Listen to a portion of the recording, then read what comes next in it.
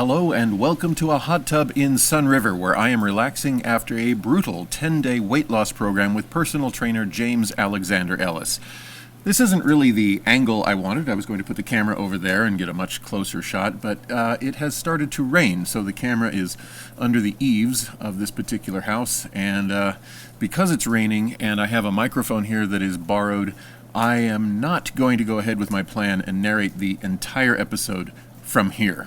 I will just greet you here at the opening, and then I will come back at the closing, and everything else will be from the comfort of my very dry and safe for equipment office.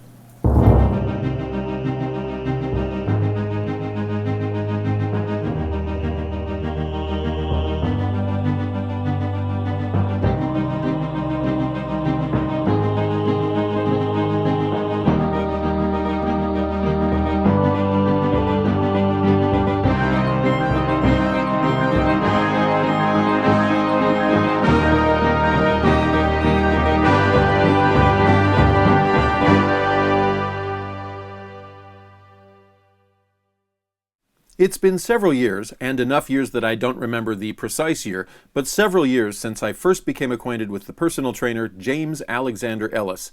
I think it was Instagram, it might have been Facebook. I do know that for a while I confused him with James Ellis, who I think is a photographer of personal trainers and fitness models, if he's not also a fitness model himself. Anyway, it's all very confusing. But James Alexander-Ellis is a personal trainer, used to live in the United Kingdom. He recently moved to New Zealand, which would possibly explain why he never got back to me when I wrote to him in 2022 saying, "Hey, I'm coming to London. What do you think about meeting up to be on my YouTube channel?" He said yes at the time, and then when I got to London, he never responded to any further emails. So he may have been in the process of moving, and now that I've said that, it probably sounds like I'm blaming him, and he might watch this episode, and now everything's ruined. I took advantage of a public invitation he had to join a small group of men on the WhatsApp app,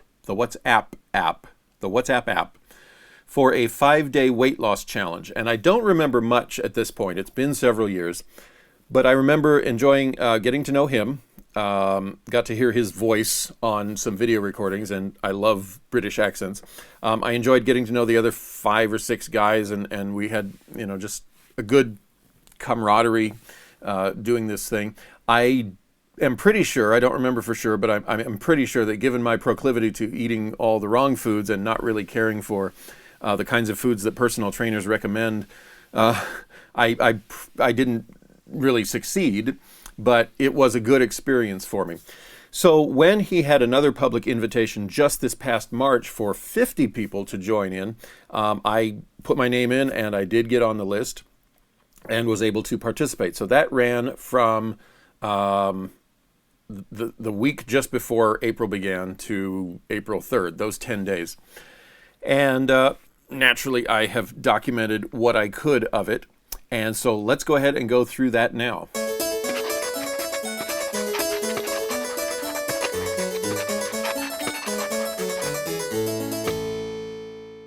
When I joined, I thought that the word challenge simply meant a personal challenge. I did not know that there were prizes. I think one of the prizes was like a month with him as personal trainer, online personal trainer for free, something like that. Don't quote me.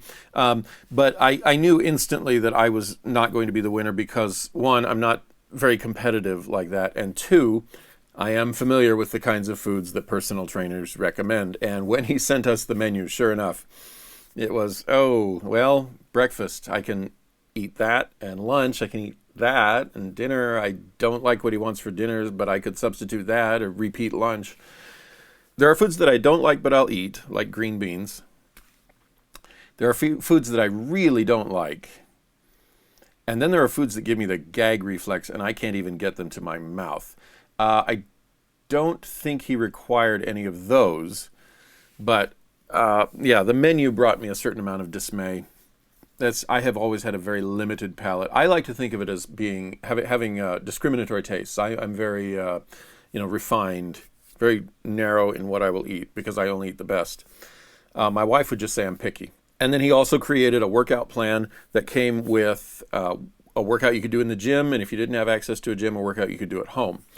And so it was all there. It was all clearly printed out for us every tool that you'd need, which is very handy, very helpful. It's always nice to not have to do my own homework, so he did it all for us and got it all set up. And then on day one, we took off. We took off. That's an understatement, actually. He did not create a series of workouts that ramped up. He threw us in the deep end on day one. Any days that were not rest days were full body workouts, and they were arranged in supersets, so that you would do 2 exercises back to back. You'd do a set of one and then a set of the other, and then you'd rest. And the resting was kept brief, and then you'd go back and do the first exercise and the second exercise. And you'd do those 3 or 4 times as prescribed, the number of repetitions as prescribed, and then you'd move on to the next one. And by the end of those 3 supersets, you would have worked every area of your body. And then there was a follow-up, the killer circuit or something like that, where you'd go rapidly through the 3 or 4 exercises as a giant superset all themselves, and then you'd rest for a little bit and go do it again. And I've done this kind of thing before, way back when Mark Prickett and Brannigan Dixon and even Bill Haynes were training me. Now, they were more focused on one muscle group per workout, but it was still the idea of keep me moving, keep me lifting. If I'm not lifting, even in the rest periods were very short, so that my heart rate would go up, my calorie burning abilities would go up, because all 3 of them knew that back in 2011 and 2012, I wanted to lose weight. That was one of my big focuses, perhaps my biggest. And so it is a radically different world from the powerlifting that I've been doing from 2017 until now.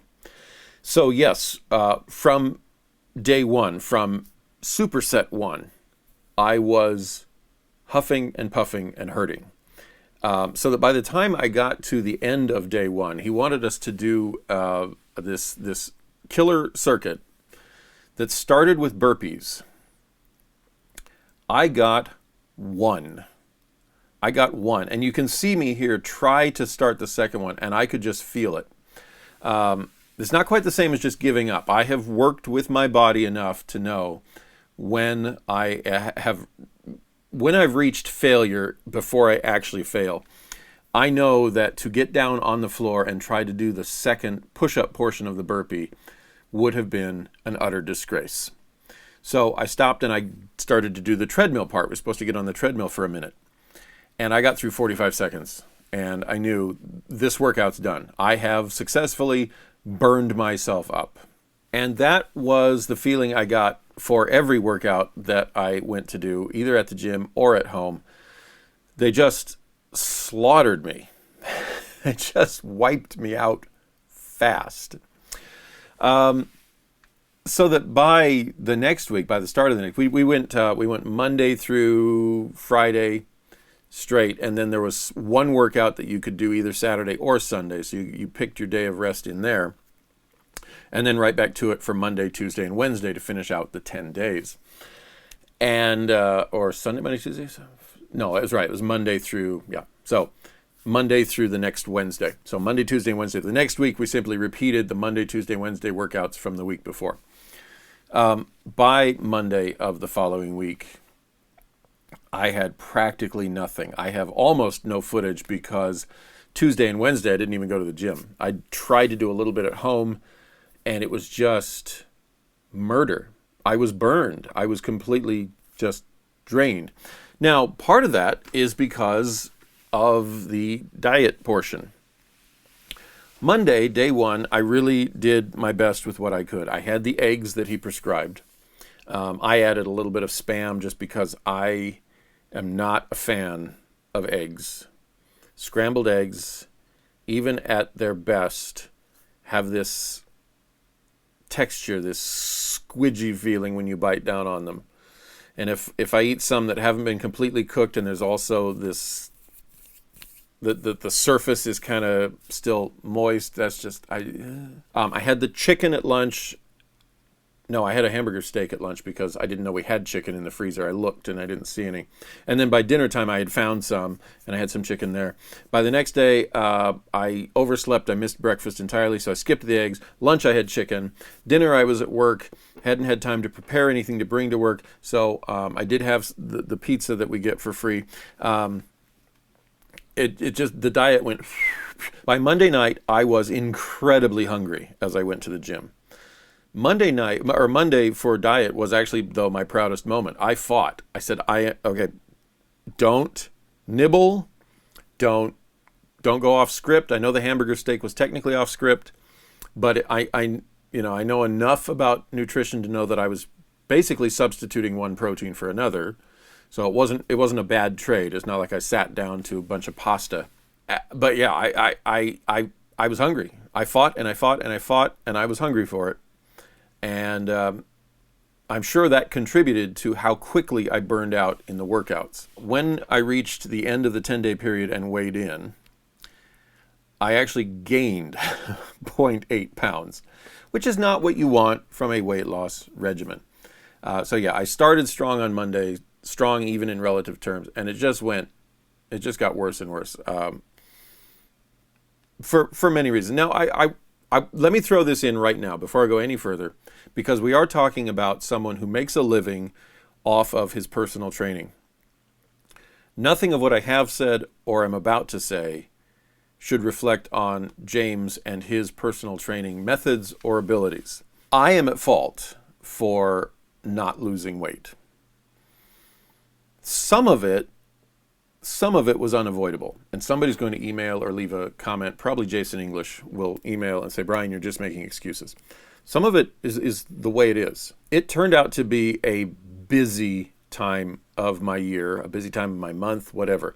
It was a bad 10 days for me to properly focus on things. There were people, we were supposed to report our meals and even post pictures of our food prep. I never had time to food prep. I was making each meal when it was time to eat it. It was time for breakfast, go make breakfast. Time for lunch, go make lunch. In between, I was on projects. I was out working. I was at the gym working out. He gave us the menu about 3 days in advance, and I never had time to go shopping. I just did not have time before that Monday morning to get out some Tupperware, cook some chicken in advance. None of it. 10 days was, what's the next meal? Make it now. Make it now and eat it. It's mealtime. And so that led partly to some of the dietary deviations, like pizza, because I went to work with no meal in Tupperware ready for me. I ate what I could get there. I suppose one could argue I had the option of not eating anything. That would have left me even weaker at the gym. There is some nutrition to be had in pizza crust and tomato sauce and pepperoni and cheese, but it's not. It wasn't his scripted nutrition, and therefore it was not. It was not dialed in to achieve what he had us there for. Some of it was money, and every now and then somebody will comment. They really like my video series because I'm just an honest guy about things, about how an average person tries to get in shape, the obstacles and things. And we are currently going through a time in my life in terms of income and bills and job availability and such, where we are a paycheck to paycheck family. To be totally transparent, we just got overdrawn at the bank last week as I tried to pay some bills. If I had gone shopping for the 10 servings of fish that I needed to do his menu to the letter, we would have been in even worse off condition this past week with the bills. That's the way it is. So I ate the chicken that we had here. I ate the beef that we already had here. And at the place that I work, if you do a 4-hour shift, you get a free miniature pizza. That's the company will actually give us lunch if we do a 4-hour shift or longer. So in my family at this time in our lives, at this level of our finances, if the food is free, we eat it. There were slip-ups on the diet that I can attribute to a life of bad habits and just not being willing to overcome those for that moment. There are other times where it just was the way it was. Another one was Easter. This thing ran right over Easter weekend. And every Easter we go to my mother's house and we have ham and mashed potatoes. And I love the way she does mashed potatoes. I love mashed potatoes anyway, and I love the way she does mashed potatoes. There's no skipping Easter dinner. I was not about to skip Easter dinner. The stakes were not high enough. Okay, the stakes in James's 10-day challenge were not high enough to get me to pass on my mother's ham and mashed potatoes dinner. Sometimes you make those choices. And when you make those choices, you need to acknowledge that there are consequences to making those choices. In this case, the consequences were small. I didn't win the challenge. I learned some things about myself, and I got some information that I plan to incorporate. But I would recommend that everybody go to, I believe, JamesAlexander-Ellis.com and find somewhere up at the top menu, you may even have to email him directly, find a way to get on his mailing list. Because every now and then, he throws out a free offer like this. If it comes from him and it's free, it will be worth getting it. Whether it's information, some of his time, like a 10-day challenge. Yeah. And I'm sure that if I had the money to pay for his services, those would be worth it too. But again, get on his mailing list, and if he has a free offer, take him up on it. So that was my rather painful participation in the 10-day weight loss challenge with James Alexander-Ellis, and it feels really good to be soaking my sore body in this hot tub right now. I won't say it was a complete failure. Yes, I fell off of every part of that wagon. I fell off the exercises, I fell off the diet, and I ended up gaining weight. But I learned something. I learned that powerlifting does not address all aspects of a man's physical fitness. Going through those exercises, having to keep my rests short, having to keep moving, really pushed me in a direction that I haven't pushed myself in over 6 years now since I've taken up the powerlifting regimen. I've gotten stronger on the bench press, the deadlift, and the squat, but there are aspects of my physical health that just haven't been addressed like they should. So I think what I'm going to do is keep the information from that challenge, and once every 4, maybe 5 weeks, once a month, take a week and just go through it again and make my body wake up, make my cardiovascular system wake up, my endurance, just really push myself in that direction as well, so that I don't lose just that whole side of my being just because I'm over here pursuing strength in the 3 main lifts of powerlifting. Okay, but that's enough for now. I'm getting wet. It's ironic. I'm getting wet in areas that I don't want to get wet in. And I know I've got the microphone receiver covered, but I should probably get all of this out of the rain. Thank you for watching. I will say that another reason I'm in this hot tub is actually preparing for, relaxing before I launch a new phase of my fitness, which is the 24-week countdown to my 50th birthday. And that, of course, will be documented in upcoming videos. So thank you for watching, and stay dry, and I'll see you back at my office for another episode of A Body in Progress. And now I have to get out of here, so cut. Cut. I said